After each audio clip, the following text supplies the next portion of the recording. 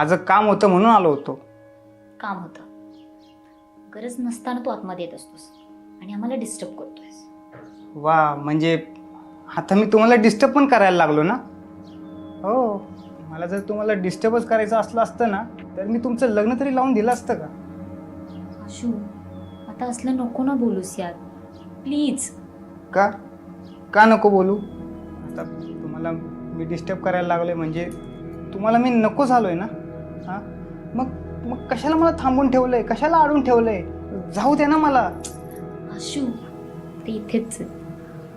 तर तू असलं प्लीज काही बोलू नकोस राजा. का का नको बोलू? एकतर मला तो माणूस आवडत